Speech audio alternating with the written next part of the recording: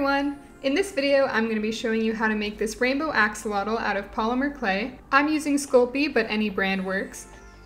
So I decided to start with white, and this is what I chose for the body just so that the rainbow parts would pop out more, but you could totally use a different color.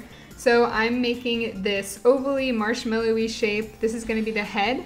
And then I'm taking more of the white clay and I'm making this raindrop shape. It's for the body, and you'll attach that right onto the head like this.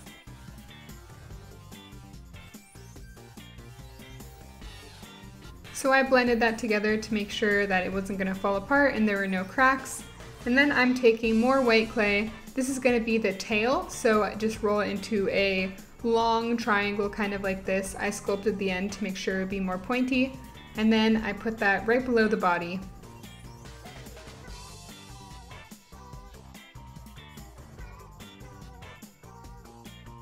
So now to get all of the white parts done, I'm making the hands and feet, or whatever they're called on an axolotl.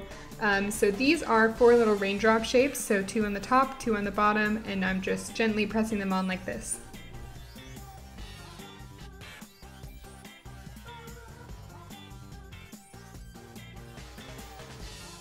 So now we can finally start on the fun part, and here are all the colors I'm using: a red, orange, yellow, green, blue, and purple, just whatever colors I had. And I'm going to get equal sized balls of all of these colors. They're going to be the frills on the axolotl. So I'm rolling these all into more raindrop shapes, same exact shapes as the hands and feet, and then I'm putting 3 on each side, going in rainbow order.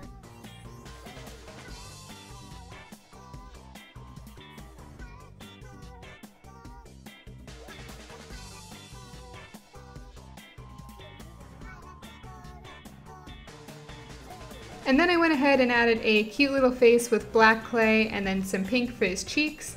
And then I'm just going to go ahead and move on to making the tail. So for this, I decided to take a little ball of each color of the clay and just kind of shape it into, I guess it's kind of like a leaf shape for the tail.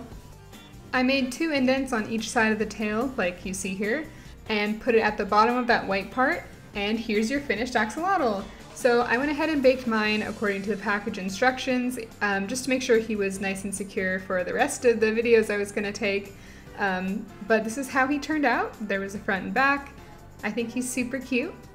Obviously you could change the colors to be whatever you would want them to be, but I hope this tutorial was helpful on helping make axolotls in general or helping make a rainbow axolotl. So let me know if you found it helpful, and remember to like and subscribe. It really does help me out.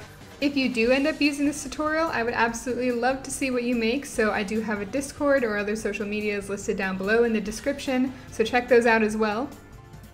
And thank you guys again so much for watching. Bye guys!